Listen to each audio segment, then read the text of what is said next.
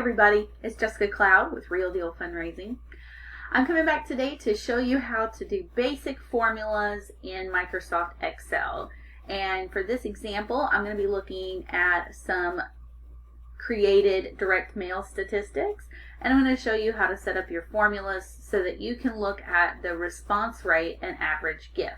I'm also going to show you how to do your totals. I mean, most people know how to do their sums in Excel, but just in case, I just wanted to show you. So this is an example of some of the statistics you might already have your hands on.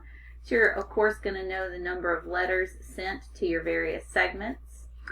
LIBUNTs, of course, are your last year, but unfortunately not yet this year donors. Your SIBUNTs would be some year, but not this year. So you're probably 2 to 5 year ago donors. Lapse would be beyond that, so plus 5 years ago they gave a gift. And then your future donors, or otherwise known as non-donors.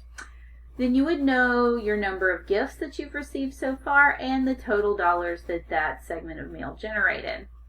So if you wanted to look at the response rate here in Excel, the first thing you would probably do is do your totals.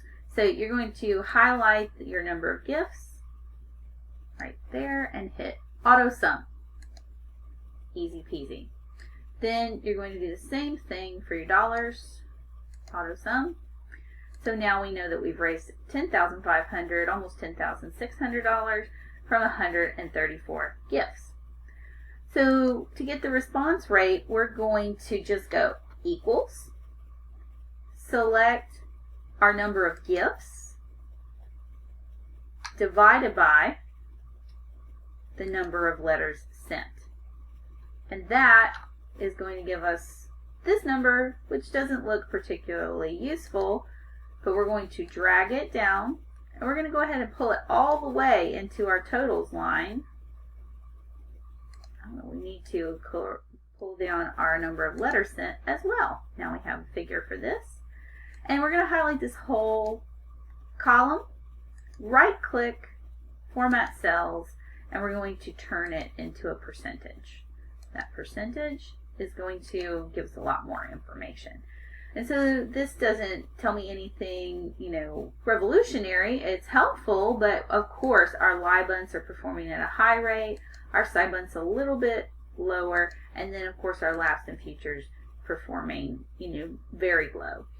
So of course we might like to see this much higher, but our LIBUNTs are doing really well in this scenario, and we can just begin to analyze whether this is out of whack, or if we had divided our futures into a couple of test groups, we could see which one was doing better and why, what change we made in that second segment. Same thing for average gift, except we're going to have a slightly different formula. We're going to go equals total dollars divided by our number of gifts. Hit enter and pull all the way down. And so we have a nice healthy average gift here in our LIBUNTs, a little bit less in the SIBUNTs, and so on. And then our average gift for the entire mailing is $79. And again, if we had some test segments underneath these smaller segments, if we had more rows here that were like LIBUNTs 1, LIBUNTs test 2, we could look at our control group versus what we changed and see whether it made the average gift higher or lower.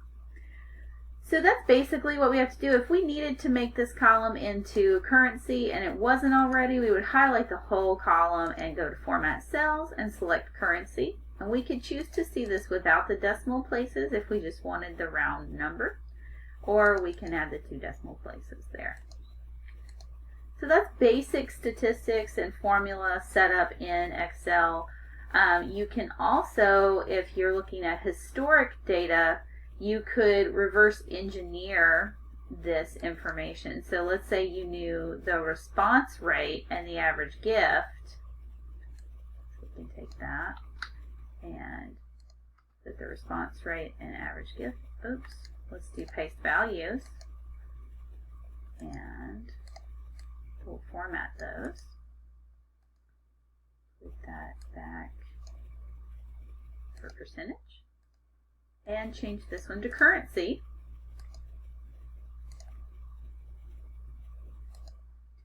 we could reverse engineer. So say you know that you had these particular rates in the past, and you know how many letters were sent. So you could reverse engineer it to find out how much the mailings did. So we could go like this. We could say this many letters were sent times the response rate would give us, and we need to reformat this cells to be number.